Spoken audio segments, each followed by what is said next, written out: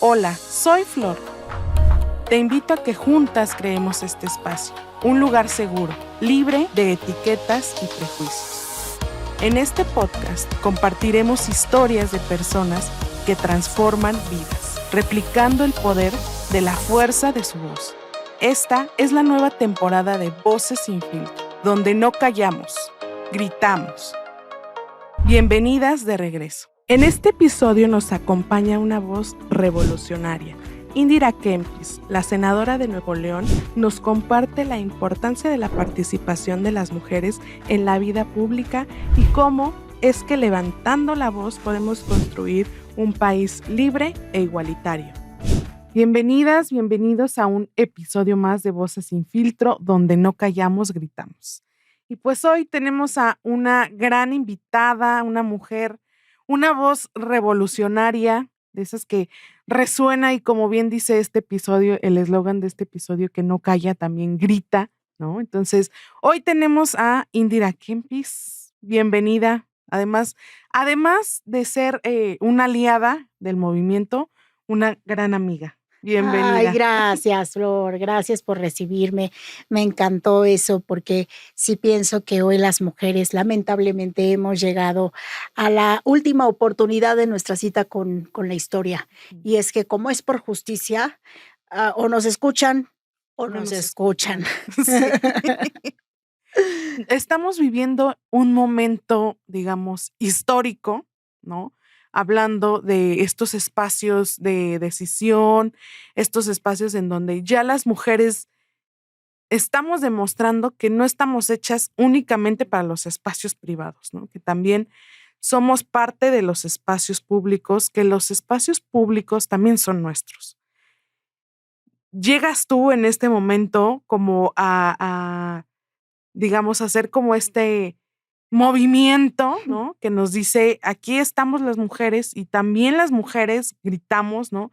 Y también las mujeres queremos hacer estos espacios nuestros.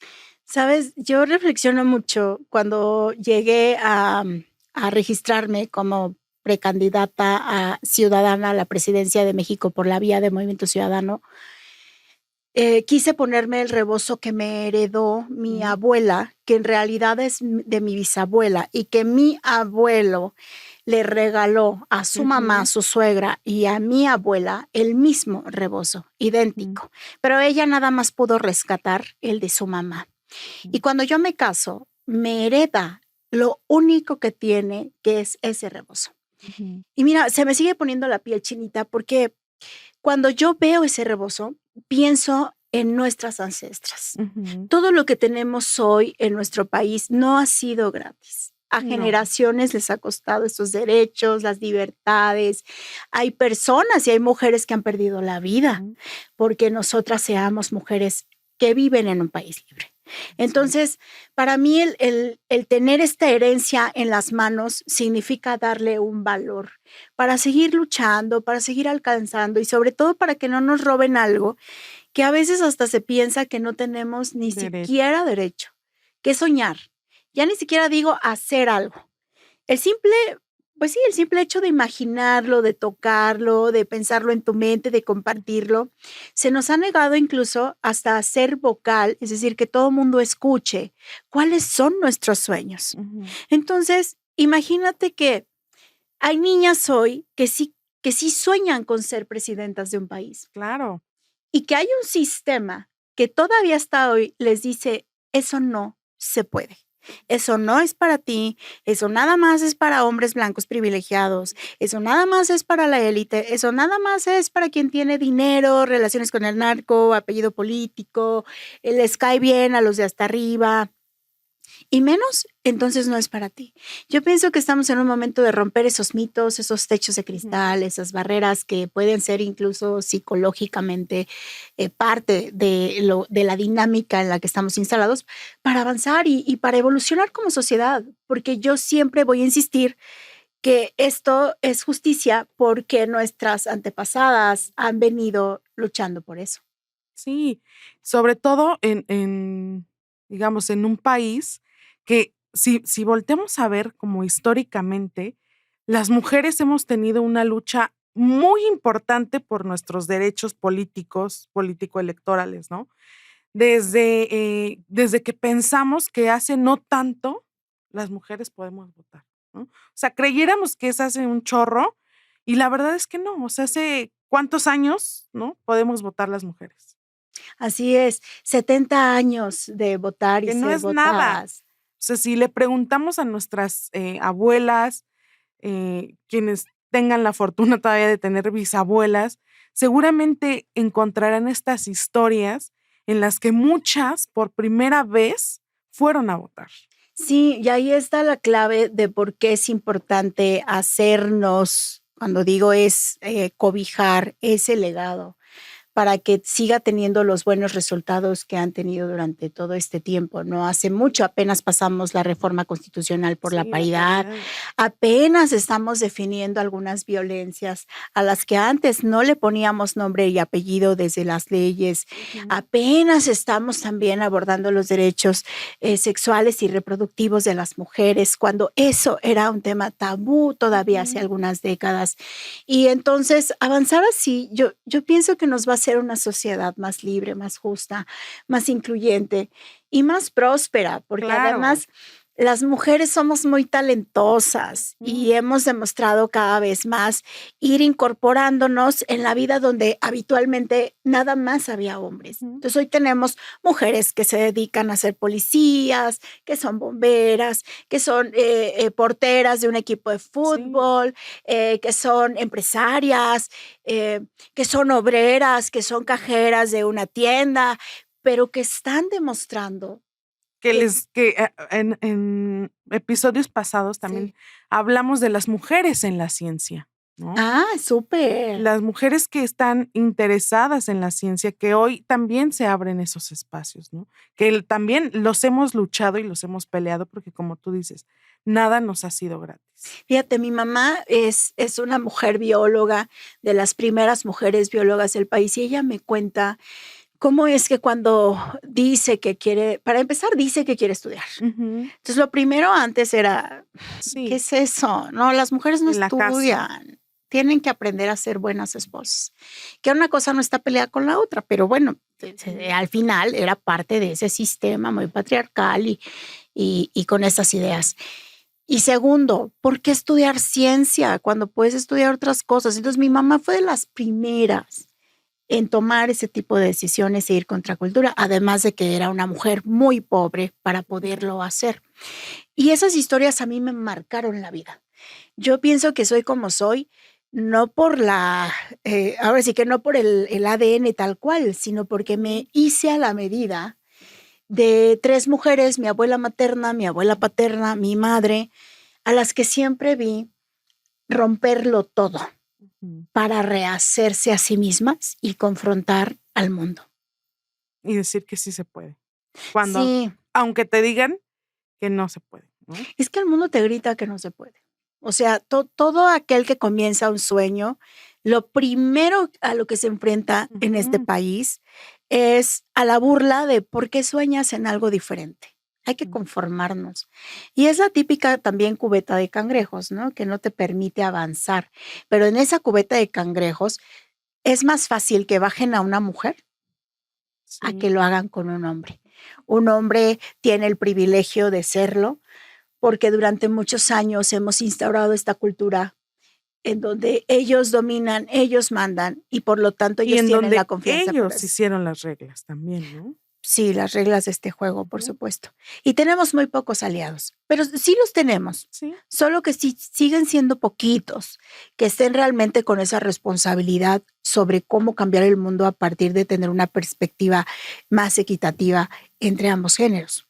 Es que ahora también decimos que no solamente tenemos que lidiar con estos techos de cristales, sino con, le llamábamos techos de cemento, techos de concreto, ¿no? Ay, sí. Que es autocuestionarnos también nosotras las mujeres. Pero yo pienso que es algo derivado del mismo sistema que te hace dudar de ti misma, que todo el tiempo te está bombardeando por todos lados con ¿estás seguro? Siempre preguntándonos, ¿no?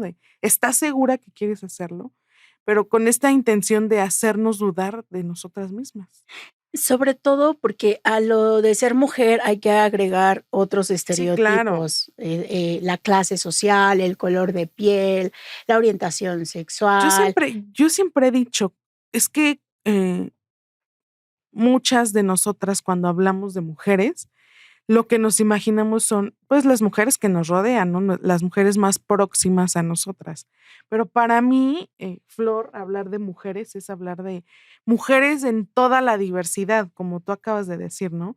Eh, Mujeres que son indígenas, afrodescendientes, que tienen otra orientación sexual, de otro, no sé, con otro pensamiento, otra ideología también, ¿no? Sí, fíjate que vivimos en un país donde lamentablemente también el clasismo, el racismo, las fobias por la orientación sexual han Mm, marcado a la cultura. Entonces, ahora mismo es difícil ser tú misma. Eh, en este proceso en el que yo estoy buscando y aspirando llegar a la presidencia de la República, he tenido reflexiones muy profundas sobre eso. ujú, La incapacidad que genera un sistema para respetar quién eres como mujer, ujú, porque no todas somos iguales, ni claro. estamos pensando lo mismo, ni venimos de la misma circunstancia. Pero sobre todo eso, cómo hay ataques sistemáticos a que no seas quien tú eres. Y entonces comienzan las capas de un disfraz que incluso te pueden volver hasta una mujer machista, Sí, claro. a ese grado, Ujú, con tal de caber.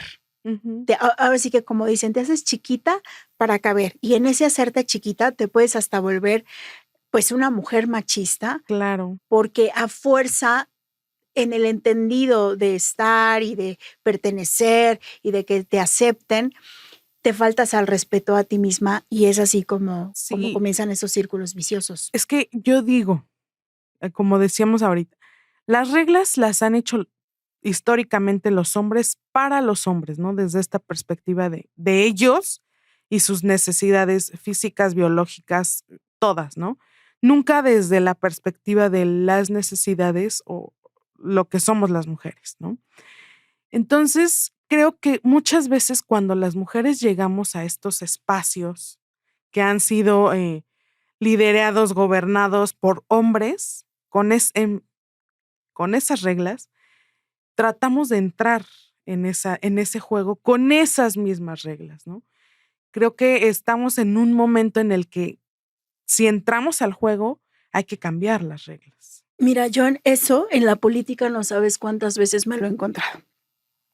El famoso feminismo hegemónico, Ujú, que es aquel de, bueno, pues ya estoy aquí, pues ahora tengo que jugar como ellos. ujú, Y obviamente no te van a dar nada, porque al final de cuentas los clubes de Toby son sí, cerrados y puede incluso que te estén utilizando como cuota, pero es muy cómodo jugar nada más para ti. ujú, Y entonces sí tienes de repente estas como hasta vacas sagradas que supuestamente tienen la bandera del feminismo, pero ujú, que al final hacen los mismos comportamientos que ellos. sí, A mí lo que me han enseñado las nuevas generaciones, cosa que agradezco, porque me abren los ojos a decir, no, si va a ser bajo las reglas de siempre, aunque tú estés, reina, ujú, o sea, aunque tú nos representes, en realidad no va a haber representación, porque en ningún momento ellos van a permitir que defiendas nuestros derechos y van a hacer todo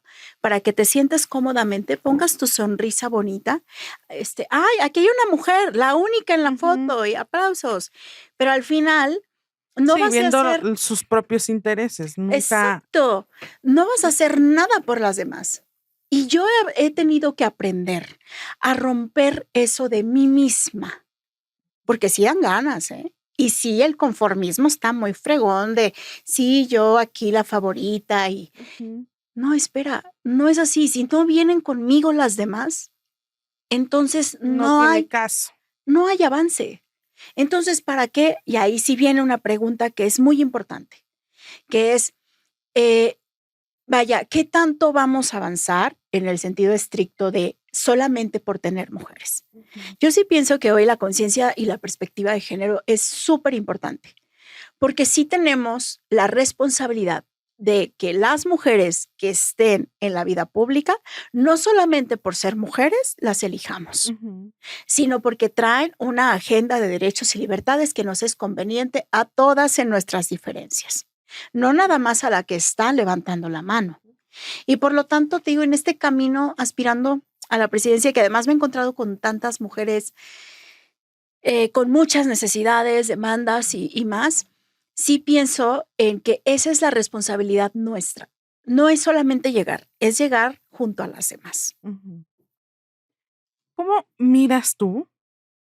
Estábamos hablando del momento histórico en el que estamos viviendo, porque, vaya, llegar hace algunos años, no nos vamos a un siglo, sino hace algunos años, a que las mujeres pudieran llegar a ser candidatas a la presidencia, pues hoy hablamos de cuántas mujeres que han sido candidatas a la presidencia. Eran seis. ¿Seis? Eran 6 y ahora con las 2, pues ya sumarían 8.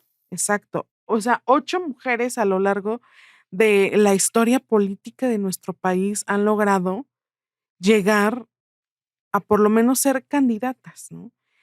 Y vivimos en una sociedad en donde todavía se cuestiona si estamos preparadas, ¿no? Cuando creo que esa pregunta es completamente absurda. Sí, en esta visión machista, la pregunta creo que está cada vez más viejita, pero todavía se hace. Es más, hasta hoy le están dando la posibilidad a que un hombre esté en la contienda para que sea pareja. No sé de dónde sacaron ese argumento, pero para que haya representación de género. ¿En cuántos años no hemos tenido mujeres? ¿Sabes? A mí cuando yo escucho eso, digamos, yo sí tengo una sensei en la vida, ¿no? Que es Ruth Bader Ginsburg. ¡Ay, claro! Entonces, ella cuando le preguntaban y decían que por qué había cierta cantidad de mujeres en la corte, ella decía, bueno, y entonces, ¿por qué nadie se cuestiona si pudiera existir una corte que en donde todas fueran mujeres? ¿Por qué no se cuestionaban eso cuando todos eran hombres? Entonces, es esto, ¿no? Sí, y que prácticamente siempre es, ay, ¿podrá o no podrá? Su físico, porque además Sí, sobre claro. nosotras el peso de que si estamos gordas, flacas, altas, bajas, y tenemos la Sí, cara todo. cansada, si nos pintamos, si traemos el cabello desarreglado, de verdad es un peso cultural muy fuerte con el que hemos tenido que lidiar. De seguir reproduciendo estos estereotipos en estos espacios públicos, ¿no? O sea, Sí. desde la manera en que, y lo seguimos viendo, cómo juzgan a las mujeres que hoy acompañan a sus esposos, porque en realidad no tenemos a tantas mujeres representantes, ¿no? En estos espacios públicos, pero que las critican por cómo se visten y qué es lo que se ponen. Sí, porque también prácticamente nosotros nos hemos instalado en el estereotipo de que las mujeres somos como un florerito, somos un accesorio para ellos. Yo pienso que ya en una sociedad más evolucionada somos más bien protagonistas, ahí estamos participando activamente y nos damos nosotras mismas el lugar que nos merecemos y que dignamente podemos cumplir en un rol o función dentro de una sociedad. Pero sí, en México, el que es todavía hasta ahora, teniendo ya 2 mujeres en la boleta electoral, sigamos pensando, y México estará, a ver, ya no es válido. Sí. Yo sí pienso, y lo he dicho tajantemente, que México tendrá una mujer presidenta en el 2024 y que eso tenemos que hacer que suceda sí o sí. Porque lejos de los partidos y de las filias, las fobias, muchas otras cosas, yo sí pienso que el diferenciador de género en estos momentos, en el mundo, no solamente en México, y no solamente para esta elección, pueden ser decisiones que se estén tomando desde las empresas incluso, pero el factor género puede cambiar los resultados. Yo estoy segura de eso. No es lo mismo cómo trabaja, cómo organiza y lo que ve una mujer que lo que ve un hombre. Y no digo tampoco que esto sea de ser mejor o peor, simplemente que es diferente. las mujeres vemos, tengamos o no esta conciencia de género desde otra perspectiva, porque decía Eufrosina Cruz en otro episodio, solo las mujeres conocemos lo que nos duele, ¿no? Así Entonces, es. creo que sí, eso es, eso va a marcar hoy la diferencia, pero también sí queremos que la mujer que llegue, como tú decías, llegue con esta agenda. Sí, porque si no, entonces todo nuestro esfuerzo porque lleguemos a esta cita con la historia se va a echar a la basura. Yo siempre pienso mucho en el futuro y me hago planteamientos de anticipación y lo veo, ¿eh? No es que sea bruja, pero tengo ahí mi intuición muy desarrollada. Entonces, cuando yo veo y me instalo, ¿qué va a pasar si sí tenemos una mujer presidenta en el 2024? Vámonos hasta el 2030, porque el momento de la foto histórica bonita, ese se va a olvidar. ¿Saben lo que sí se va a quedar? Sí, todo lo que hizo. A la salida del 2030, ahora sí que a la salida de la escuela nos vemos, sí, a la salida del 2030, la gente va a decir si fue la primera mujer presidenta, la mejor presidenta que haya tenido este país, o si fue un fracaso doble. Y cuando digo doble es porque no cumplió los mínimos necesarios para ser evaluada como la mejor presidenta del país en toda su historia, y también porque no cumplió con la expectativa de un país machista al dejarse tener una mujer presidenta. Y entonces ahí sí hago un cuestionamiento fuerte y claro. Si eso sucede, si es un rotundo fracaso, olvídense que nosotras vamos a tener la confianza para volver a tener una mujer presidenta. Nos va a costar ese volver a empezar. Sí, es pensar, ¿no? Que quien llegue, y es que esto sucede con las mujeres en todos los espacios, no solamente ahora que, como tú decías, vamos a ver el resultado de esta decisión, sino que por ser mujeres siempre nos toca el trabajo extra, ¿no? Porque además de que va a ser presidenta, además de que va a gobernar un país, debe tener la validación de la sociedad, de los hombres de esos clubs de Tobis que le dieron el chance de llegar a esa posición. Entonces, es la doble validación todo el tiempo el que tenemos que buscar las mujeres. Sí, y ahí es donde tenemos que trabajar juntas, porque yo sí pienso que el país construido a partir de nuestra visión y nuestros objetivos y sueños va a ser un país distinto, pero nos necesita que estemos juntas y organizadas y que entonces nuestros reclamos a esa futura presidenta tengan precisamente nuestra propia validación. Y no es otra más que decir, bueno, tú sí sabes lo que se siente porque ser También, mamá, claro. ¿verdad? O ser una mujer violentada, o ser una mujer acosada, porque todas hemos pasado por ahí, ¿eh?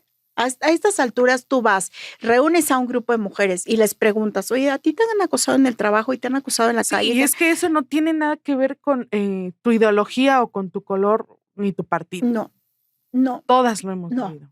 Y yo entonces sí pienso en eso, en el género como diferenciador, en una visión que pueda ser un país distinto, siempre y cuando nos encuentre juntas, organizadas, siendo diferentes y en libertad. Y por supuesto que todo lo que podamos hacer van a sentar las bases de otro país si realmente queremos llevarlo hacia allá, porque no se trata de un cargo, no es la presidencia. Ojalá y se pudiera resolver así, pero no es eso, sino más bien es la construcción de un equipo que pueda llevar a buen puerto estos resultados y que en definitiva, yo siempre apelo a la frase de Kamala Harris, llámela propia. Ahora sí que sorry, hermana, pero está muy bonita tu frase. Pero esto de las niñas nos están viendo. Los niños también, pero las niñas hoy nos están viendo. Y no hace mucho recibí un día antes de mi registro, recibí un mensaje de Tatiana, se llama la niña, y me decía, es que yo también quiero ser presidenta porque pienso que una persona puede hacer grandes cambios. Y se me hizo maravilloso que ya las niñas de México estén pensando en ser presidentas. Sí. Entonces, si nos vamos más allá del 30 y más allá de elecciones y lo que pueda pasar en el futuro, ¿qué qué bonito va a ser que hayamos contribuido con nuestras luchas, con nuestra causa, con nuestra manera de ver el mundo y de ser y de hacer, a que más niñas no solamente quieran ser presidentes, astronautas, Sí. ¿no? Conductoras de taxi, futbolistas, que quieran estudiar, que quieran avanzar, que quieran crecer, que quieran ser artistas. Yo pienso, porque yo vengo de ser una niña pobre. A mí esas inquietudes y curiosidades me las alimentó mi mamá, que se enfrentó a una sociedad que le dijo, no puedes ser como tú quieres ser. Pero yo veía a mis vecinas, en su contexto, en su familia, no tenían esas mujeres. Y entonces, ¿qué empiezas a pensar? Pues no se puede, yo aquí me voy a quedar. Sí. A lo mejor, como ¿sabes? dicen, esa es la cruz, ¿no? Esa es tu cruz. Y tienes un país que no te permite ver más allá. ¿Qué hay más allá? Yo estoy segura que la expresión de Tatiana de yo también quiero ser presidenta no es gratis. Surge de ver a su madre, surge de escuchar las conversaciones de la gente adulta, surge de que hoy mismo tenga en su cabeza los 2 nombres de las mujeres que ya están en garantía en esa boleta electoral. Entonces, todos esos pequeños pasos que parecen casi, pues sí, casi chiquititos, son esas pequeñas victorias que nos van a dar definitivamente otro país. Y además, yo creo, bueno, no creo, estoy segura que también ha contribuido en gran manera este nuevo movimiento feminista que hemos venido, porque yo creo que es un movimiento muy joven. Sí. Que sin duda para mí el parteaguas es el 2019. O sea, de 2019 hacia ahora, creo que el movimiento ha crecido mucho, pero también es un movimiento joven, ¿no? Que nos está enseñando a romper no solo estos mitos, sino muchos otros, ¿no? De que hoy ya hablemos, como tú decías, de los derechos reproductivos de manera que no sea un tabú, que hablemos de la autonomía de nuestros cuerpos, que hablemos de querer llegar a estos espacios en donde antes las mujeres estábamos ni siquiera ni remitidas porque no existíamos en estos espacios, ¿no? Estaban como si tuvieran un letrero de reservado para los hombres, ¿no? Entonces, creo que sí ha contribuido el movimiento feminista. Creo que hoy también esta conciencia sobre nuestros derechos, sobre nuestras necesidades, sobre nuestras libertades, la estamos cultivando desde a más tempranas edades en las niñas y en las mujeres. Sí, para mí las mujeres más jóvenes son una fuente de aprendizajes y uno de ellos es hacer más visible lo invisible.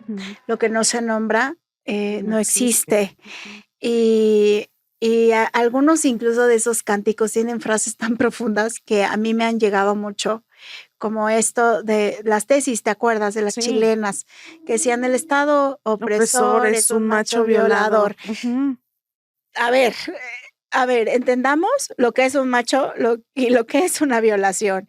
Y cuando tú ves a un Estado que oprime efectivamente o te violenta tus derechos, claro que te sientes violada o violado, porque al final del día el Estado opresor es eso, es un macho violador. Entonces, toda esta ser tan vocal a mí me ha ayudado.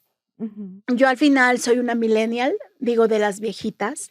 Entonces todavía, a pesar de que soy una mujer súper libre y crecí en una casa que me enseñaron a pensar en libertad y ser como soy sin miedo, no te creas, o sea, sí de repente nuestra generación entra en juegos de forma de cómo le voy a decir a mi mamá, a mi papá esto, cómo le voy a decir a mi amigo, ay, es que este tema es muy delicado. Que siento que esta generación, como tú dices, de quienes somos millennials, justamente vivimos esta como transición, ¿no? Estamos como en el medio. Estamos en el medio. Cuando somos adolescentes y no sabemos ir con el pediatra o con el doctor o Ajá, con la ajá. ginecóloga, ¿no? O sea, Sí, estamos como en sí, en el limbo. sí. Entonces, yo creo que un poco o un mucho es también quienes empezamos, ¿no? Este cambio de chip, como tú dices, con nuestras reservas, pero somos quienes empezamos a tener esta nueva forma de pensar, a tener estas inquietudes. Sí. Sí, yo de verdad es que, es más, te lo puedo decir así, ahorita que he vivido todo este proceso, estos días de la aspiración, son las mujeres más jóvenes las que me motivan, las que me dicen, no te dejes, sigue adelante, no tengas miedo, no estás sola, aquí está. O sea, y entonces es ahí donde digo, wow, porque la generación de arriba, no se crean, a pesar de que puede ser empática y sorora Ujú. y demás, siempre son de bájale el volumen, ¿no? Sí, Te van a castigar, te van a regañar, ujú. algo te va a pasar, ten cuidado, Sí, no como andes pisando callos. todavía esta protección, ¿no? Como tú decías, estas reservas, así llego, pero mientras yo llegue y esté bien, no importa lo que pueda pasar. Sí, del calladita me veo bonita, Sí. es esa Ujú. generación. Calladita, me veo bonita, la prudencia por sobre todas las cosas, que no digo que no hay que tenerla, pero hay que saber dónde sí, dónde no. Sí. Y por otra parte, pues sí, ya una generación completa que viene diciendo, háblalo, hermana, o sea, Ujú, háblalo, ujú. no te lo quedes, no te lo tragues, es más, te lo Mm. tragas, te vas a enfermar. Y sí, Y sí, es que sí pasa. sí. Entonces, a mí me han dado un poder, o sea, o bueno, yo he encontrado más bien ese poder Ujú. en esas generaciones, porque me identifico en el sentido de me empujan a, si eso Vas. eres, Ujú, vas y dilo con franqueza. No se acaba el mundo, no pasa nada y al contrario, puedes tener una conversación muy importante y trascendental para que se hablen de las cosas como son, ujú. sin disfraces, sin palabras rimbombantes y Políticamente etiquetas. correctas. Sí. Ujú, Pero fíjate, hay una artista que me gusta mucho que se llama Rebecca Lane o ujú. Lane, em, que tiene una canción que se llama así, Sí. Políticamente Incorrecta. Ujú. La amo, porque esa soy yo. Esa soy yo. O sea, cuando me pienso más joven, de hecho, digo, hijo, qué valentía haber salido. Y de eso sí estoy muy orgullosa de mí. Qué valentía haber salido a la calle a protestar por la vida de 2 de mis compañeros de universidad y confrontarte al poder y no Ujú. tener miedo y decir las cosas como son. Yo me acuerdo sosteniendo una pancarta y además de mi ronco pecho también decir, no somos sicarios, somos estudiantes. Ujú. Y a partir de ahí, pues ir encontrando en la franqueza un camino, en la honestidad, la manera o la vía, pero sobre todo el respeto a ser nosotras mismas, a que no le tengamos miedo a eso que parece tan incorrecto, pero que a lo mejor incluso puede salvaguardar tu propia existencia y tu felicidad. Pero que también, cuando llegas a cualquier meta que te has propuesto, que no te hagan creer que se lo debes a alguien. Ay, bueno, en política, Ujú. eso es lo primero que te meten como dosis, La primer vacuna. ay, no, o sea, yo, mira, crecí en una casa donde mi abuela decía: "Nada es gratis". A mi Ujú. abuela, a pesar de que éramos muy pobres, a ella no le gustaba recibir las ayudas gubernamentales porque decía que la obligaban a estar parada en rayo de Sí, sol, aplaudir a un tonto, por una despensa. que te lo platicaba tu abuela y perdón, pero es que seguimos en lo mismo. Entonces, ¿sabes qué? Y mi abuela muy inteligente porque decía, mejor, en lugar de estar haciendo eso, me pongo a trabajar, a ser creativa, a tener mi negocio, a hacer dinero Y y no pierdo mi libertad, ¿no? y hago lo que quiera. Sí. Y al rato no solamente tengo para la despensa, tengo para dar a los niños a la escuela, tengo para hacer la casa, tengo para irme de viaje, y mi abuela así nos crió. Ustedes tienen que aprender a trabajar. No esperen a que el gobierno venga y les dé, porque además mi abuela es muy generosa. Y mi abuela también decía, hay gente más vulnerable que sí lo necesita. Tú tienes brazos, ¿verdad? Tienes brazos, tienes piernas, tienes un respaldo. Puedes hacerlo. Puedes hacerlo. Deja que entonces el gobierno ayude a quien realmente necesita ayudar, que es a la gente que de plano, miren, no hay manera y tal parece que no hay salida y sí necesitan un empujón. Entonces, ahora estando en política, uno de mis como electroshocks culturales ha sido esto de se la debes a el dirigente o al coordinador nacional en nuestro caso. Se la debes a la persona con la que llegaste en equipo al Senado. Se la debes a tu amigo porque, no sé, cualquier cosa. Entonces, yo la verdad es que al principio sí me afectaba mucho eso.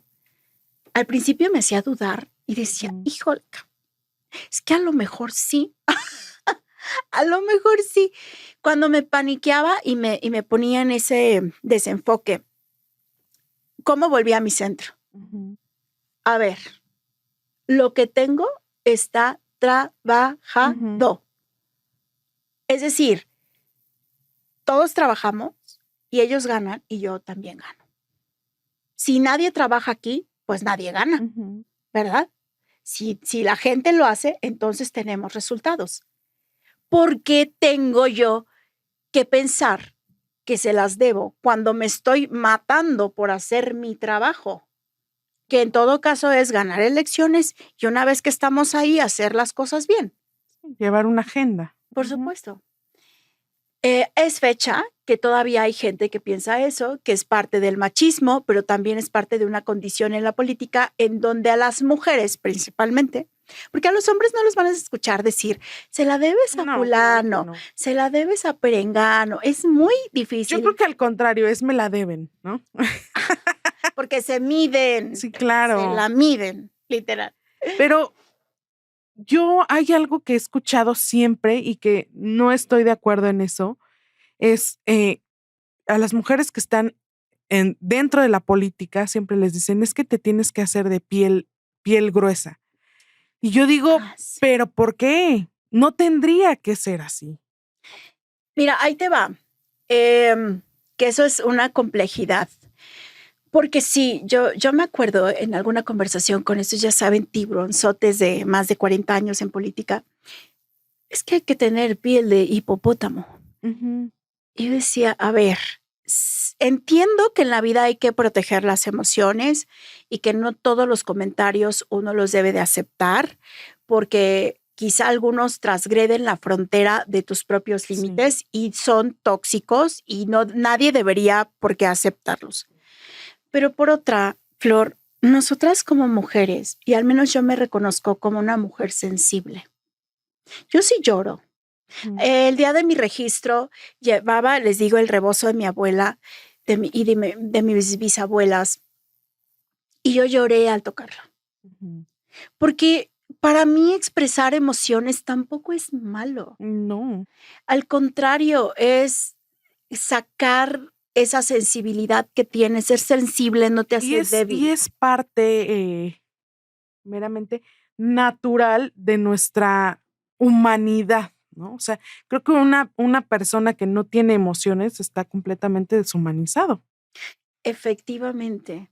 Pero mira, no hace mucho alguien me comentó que por ejemplo, Hillary Clinton en algún momento lloraba detrás, ¿no? Y se le cuestionaba que por qué atrás. Y entonces fíjate cómo hemos creado una cultura de que vean a una mujer llorar es un signo de debilidad. Ella se resistía a llorar al frente del público. Y entonces el cuestionamiento es, ¿y por qué Obama no se resiste y llora? Y todos dicen, wow, lloró. Sí, súper discurso. Wow, wow. Un hombre está llorando en la casa. Pero una mujer no puede llorar porque entonces dejas de ser la dama de hierro que todos esperan que seas en la política. Y entonces vas reprimiendo emociones. Y por lo tanto, yo también digo, no, hay que saber gerenciar las emociones. Obviamente no tendríamos por qué estar llorando todo el día, pero sí hay cosas que te emocionan, como esto que les acabo de contar, o que te duelen. Por ejemplo, en algún momento, ¿te acuerdas cuando hicimos la definición y la votamos de violencia política en razón de género en el Senado? Sí. A mí me tocó dar el discurso y me emocioné al grado de las lágrimas cuando iba contando poco a poco todas aquellas adjetivos calificativos denostativos de nosotras que nos dicen que si somos prostitutas, que si somos pendejas, Sí. que si estamos ahí porque abrimos las piernas, que si estamos ahí porque nadie más podía hacer un trabajo de tonta, porque De somos adorno. florero, porque somos... Entonces, a mí también me hizo llorar esas propias palabras, me hicieron llorar. Y yo me acuerdo que cuando bajó de la tribuna, varias de mis compañeras también estaban llorando. Y entonces, pues es que sí duele, por más que uno diga, eso a mí no me afecta, lo tomo como de quien viene, no importa, en realidad no dejamos de tener sentimientos y es muy complicado poder decir que algo no te afecta o que algo no te duele cuando son palabras que te están lastimando. Entonces lo pongo en esas dos vías, ¿no? Poder expresar emociones cuando algo nos emociona, nos maravilla, nos permite disfrutar el placer de sentir la emoción hasta el grado de las lágrimas, pero también con cosas que nos duelen y que nos hacen sentir muy mal. ¿Y cómo se sobrelleva en este ambiente las comparaciones? Mira, afortunadamente yo crecí en esta casa y mi mamá me enseñó que siempre puede haber alguien que es mejor o peor que tú. Así que ubícate, mijita. No eres ni la gran maravilla del mundo, pero tampoco eres la peor. Ubícate nada más en tiempo y espacio. Y aprende a que tu competencia eres tú. Tú tienes que dar todos los días la mejor versión de ti en lo que hagas, en lo que digas, en lo que piensas.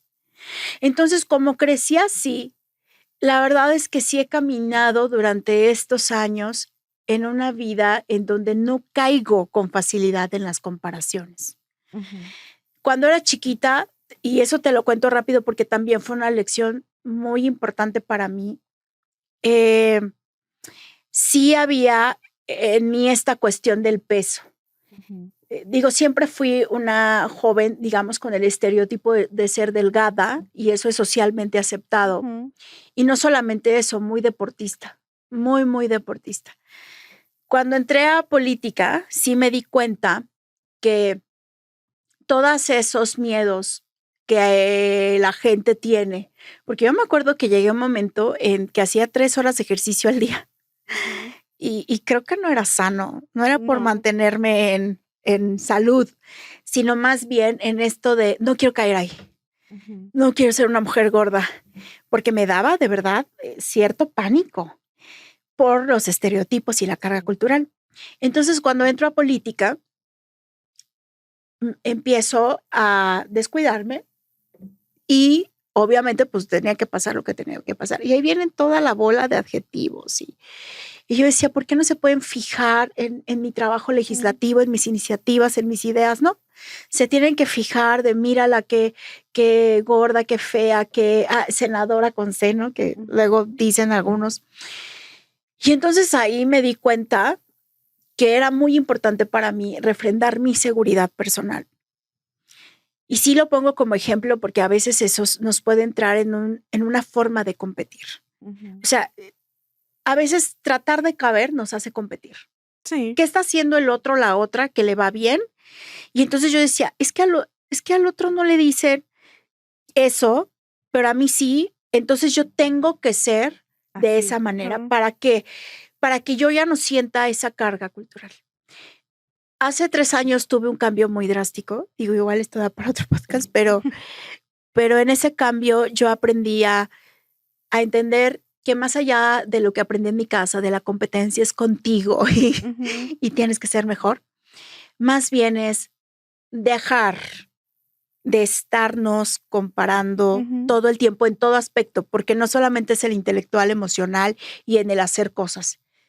Les acabo de dar un ejemplo de algo corporal, o sea, que sí te puede llevar a esto de querer caber, y por querer caber necesitas que te refrenden la sociedad sus propios issues mentales, ¿no? Sus propias fantasías. Y así es como he entendido la política. No me gustan las comparaciones, respeto muchísimo. Mira, a mí cuántas veces me han preguntado, ¿y qué piensa de las candidatas a la presidencia? Y yo siempre digo, bueno, hasta que ya lleguemos a la contienda nos vamos a dar un tiro. Sí, claro. Pero antes de eso, yo quiero reconocer que el México de este presente tiene a 2 mujeres que representan la valentía, sus ideas, su lucha y los grupos con los que llegan. Eso ya es un salto cuántico. Sí. Y no me comparo con ellas porque para empezar no tenemos ni la misma edad. Y para terminar no tenemos ni la misma experiencia. Claro. Pero sí pienso que tenemos que avanzar ese mundo de aceptación de quién tú eres. Y es más, ni siquiera podré decir que compitas contigo, sino que simplemente te aceptes, te ames y evoluciones en función de quién quieres ser. Y de quién quieres ser y lo que quieres compartir también con los demás, ¿no? Claro, porque al final del día esos límites hay que respetarlos. Claro. Si tú permites que toda esa información entre, pues seguramente sí te va a dañar, sí te puede llegar a destruir. Es más, hay gente que se ha suicidado por eso. De verdad. A veces hasta por comentarios insulsos en redes sociales. Si no estás tú en este, ¿cómo se puede decir? Como filtro. No nos vayamos tan lejos. Hablando de la violencia digital, muchas de las mujeres que han sido expuestas sin su consentimiento se han suicidado por la exposición a la que han estado, ¿no? De juzgarlas, pues primero, ¿no? De la decisión de grabarse, de su cuerpo, de absolutamente todo, ¿no? Entonces, no nos vayamos tan lejos, ¿no? A pensar en lo que tú recibes, sino en lo que vemos también. Pues es el caso de Olimpia Coral. A mí, cada vez que escucho Olimpia una y otra vez, vuelvo a sentir esa empatía con cómo vamos procesando todo un sistema, porque no es un pedazo del sistema. No. Es todo un sistema patriarcal encima de ti, que sí te puede orillar a tener ciertas confrontaciones con cómo funciona tu mente y el propósito de tu vida, porque es muy difícil sortear ese tipo de información. Y que la gente te juzga. O sea, yo a veces digo, ¿por qué somos tan fáciles para caer en eso? No sé, ¿por qué no preguntamos? De verdad sería súper valioso que en lugar de automáticamente decir, es que es prostituta, por lo menos pregúntale quién es, vete a tomar un café, conoce su historia. En lugar de abrir la boca nomás porque sí, ¿no? Pero con las mujeres, la verdad es que lo normalizan, lo hacen súper viable y fácil. Hay otras mujeres que incluso lo hacen con mucha facilidad, ¿no?